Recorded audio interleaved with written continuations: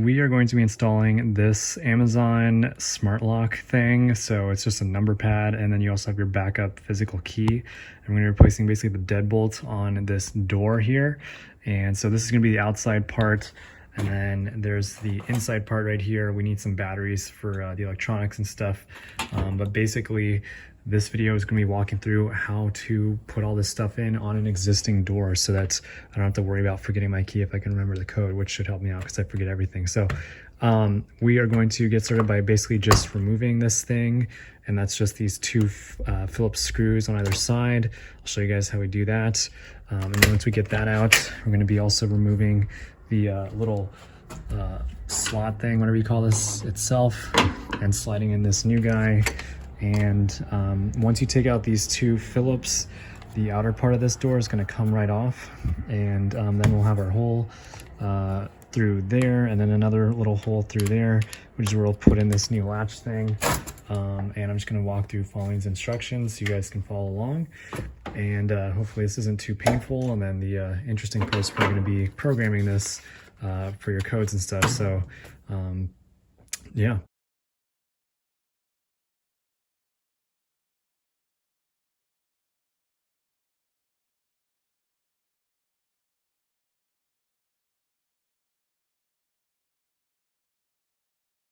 Alrighty, and so a little issue I'm running into is that when you close this door, and if I tried to lock it right now, so you can do that by taking a little flathead screwdriver and sticking it up into there.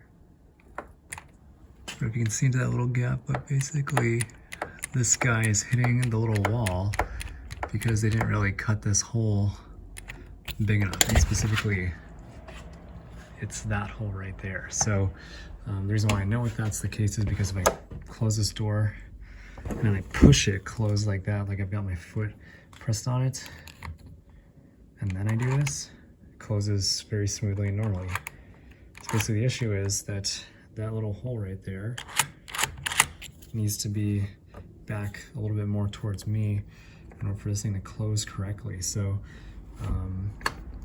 what I'm going to do is I'm going to have to figure out how to come in here and then like loosen this stuff up and then try to get this thing back more.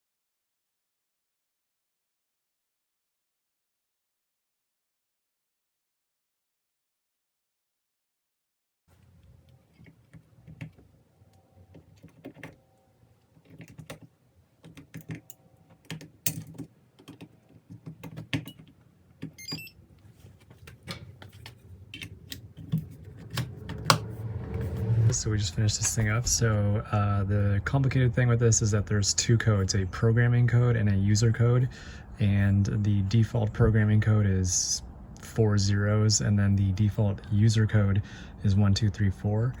And basically you cannot enter programming mode until you've unlock this door. So basically if you've just put this thing in and it's locked, you need to put in 1 2 3 4 to get this thing to open up.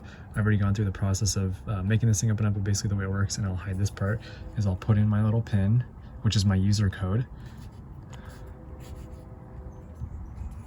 and then I just press the unlock button and then it opens up like this. I do that, and then I also have an auto lock, so after 10 seconds you'll hear this thing just relock itself,